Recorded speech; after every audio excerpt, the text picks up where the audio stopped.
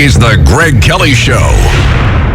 Smart. He's a lawyer. He's a senior counsel at the IAP, which I think is the Internet something or other project. Really smart guy. He's a real freedom of speech guy, and I think he leans a bit libertarian and conservative.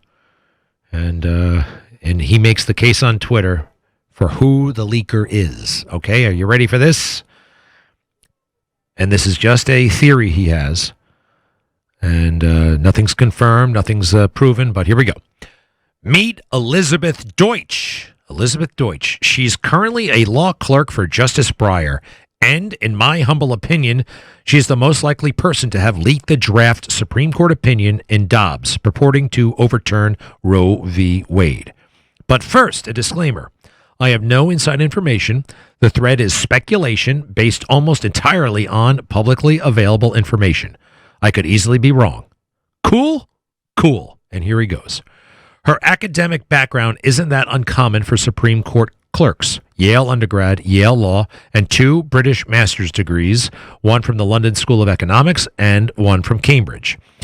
Do note that the master's degree is in gender studies, to which I say, why the hell would you get a master's degree in gender? Get a cool master's degree. Get an MBA.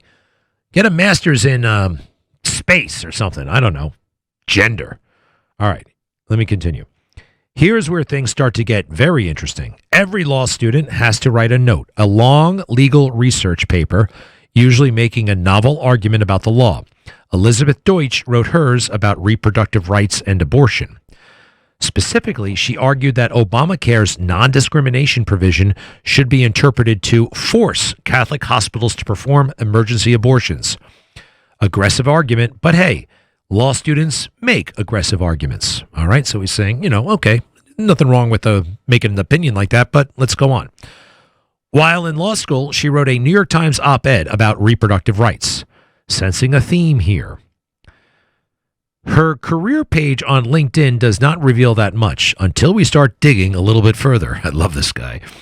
First, thanks to her New York Times wedding announcement, of course, we know that she clerked for Judge Nina Pillard.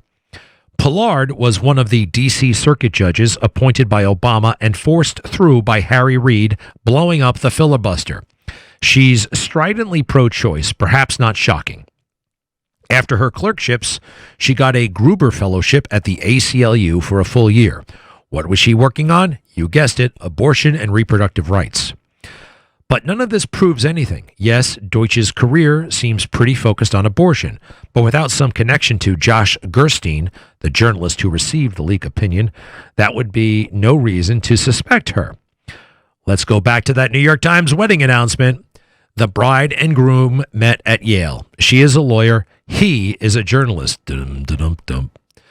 Isaac Arnsdorf just got hired by the Washington Post as a national political reporter. Of course, he's on the Trump beat. But where has he written in the past? Oh, look, he wrote for Politico, sharing a byline with Josh Gerstein. Josh Gerstein, again, is the reporter who broke the story about the leaked memo for Politico. Looks like Gerstein and they are still bros, chatting on Twitter, interacting as recently as last year. So, to conclude, we have a currently serving Supreme Court law clerk whose career has been almost solely focused on abortion. She wrote her law school note on abortion.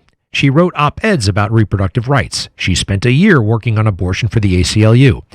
She clerked for a stridently pro-choice appellate judge.